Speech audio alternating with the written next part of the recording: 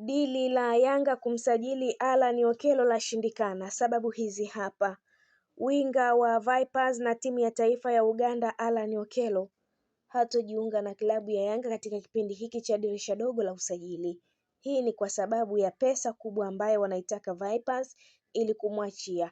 Sasa huyo mchezaji alikuwa tayari kujiunga na Yanga, lakini dili limekuwa gumu kwa upande wa klabu yake.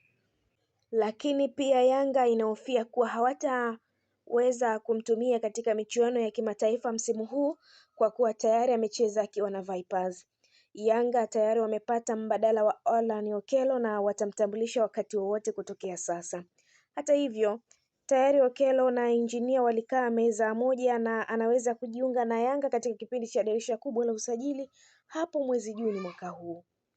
Kwanza, habari wanasoka wa Tanzania na Afrika Mashariki kwa ujumla. Habari moto kabisa ni kuhusu dili lilokuwa linasubiriwa kwa hamu kubwa. Dili la kiungo fundi kutoka Uganda Alan Okello kujiunga na Young Africans Sport Club. Lakini kwa sasa taarifa zinaonyesha wazi kuwa dili hilo limebuma na halitaweza kukamilika katika dirisha dogo la usajili.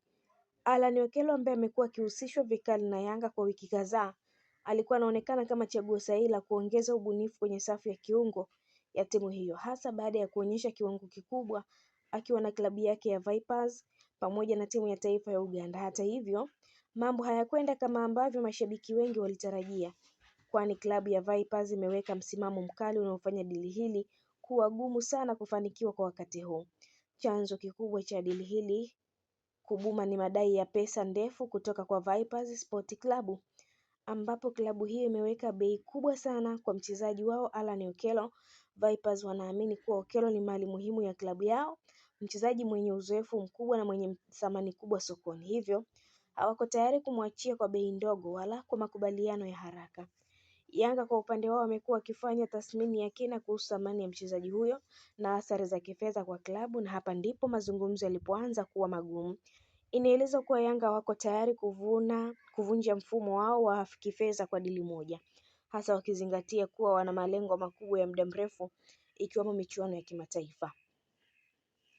Dili hili la Alan Okello lilianza kwa matumaini makubwa, lakini kadri siku zilivyopita, pengo kati ya dau la Vipers na kile ambacho Yanga wako tayari kulipa lilizidi kuwa kubwa. Hali hii imepelekea pande zote mbili kushindwa kufikia makubaliano ya haraka na hatimaye dili hilo kuonekana wazi kuwa limekwama. Hili ni jambo la kawaida katika soka la kisasa, ambapo klabu nyingi zimekuwa zikiangalia zaidi thamani halisi ya mchezaji, mikataba na faida ya muda mrefu badala ya presha ya mashabiki au maarufu wa jina la mchezaji. Kwa upande wa Alan Okello mwenyewe bado anaonekana kuwa na nia ya kupiga hatua kubwa katika taaluma yake, na kujiunga na klabu kubwa yenye ushindani mkubwa kama Yanga ilikuwa ni moja ya ndoto zake.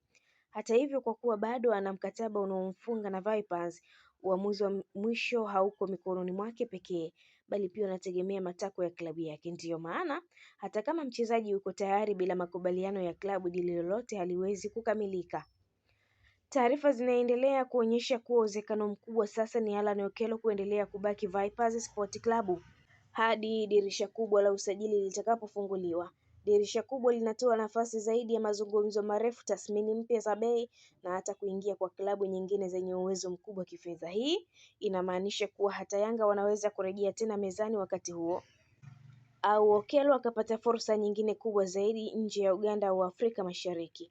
Kwa Yanga, dili hili kubuma halimaanishi mwisho wa mipango yao ya kuimarisha kikosi. Klabu imekuwa ikionyesha umakini mkubwa katika masuala ya usajili, wakihakikisha kuwa kila mchezaji wanayemsajili anaendana na falsafa ya timu, uwezo wa kifedha wa klabu na malengo ya ushindani wa ndani na kimataifa. Hivyo hata kama Alan Okello hatakuja kwa sasa, bado Yanga wanaendelea kuangalia chaguo jingine mbadala ambazo zinaweza kuleta mchango sawa au hata mkubwa zaidi. Kwa mashabiki wa Yanga, huu ni wakati wa kuwa na subira na kuendelea kuamini management ya klabu. Soka ni mchezo wa mipango na maamuzi ya kimkakati, na si kila dili linalozungumzwa lazima likamilike. Dili la Alan Okello ni mfano halisi wa changamoto zinazokuwepo katika soka la kisasa, hasa pale klabu moja inapodai pesa ndefu huku nyingine ikijaribu kulinda ustawi wake wa kifedha. Kwa upande mwingine, Vipers wameonyesha wazi kuwa wako tayari kumuuza kirahisi mchezaji wao nyota, jambo linaloonyesha heshima yao kwa thamani ya mchezaji wao na mipango yao ya ushindani. Hili linaweza kuwa funzo kwa klabu nyingi za Afrika Mashariki kuhusu umuhimu wa kusimamia vyema mali zao na kutokukubali presha ya nje. Kwa ujumla, dili la Alan Okello kujiunga na Young Africans kwa sasa limebuma kutokana na madai makubwa ya pesa kutoka Vipers, na macho yote sasa yanaelekezwa kwenye dirisha kubwa la usajili ambapo mambo yanaweza kubadilika. Je, Yanga watarudi tena kwa nguvu mpya? Je, Vipers watapunguza madai yao? Au je, Alan Okello atapata klabu nyingine kubwa zaidi? Maswali haya yote yataendelea kutawala vichwa vya habari kadri siku zinavyozidi kusonga mbele. Na hii ni Malkia wa Soka, endelea kutufuatilia hadi wakati mwingine, endelea kusalia nasi. Cha muhimu ni wewe kusubscribe, kushare, kucomment pamoja na kulike channel yetu ili uwe mmoja wa wanafamilia wa Malkia wa Soka. Hadi wakati mwingine, bye bye.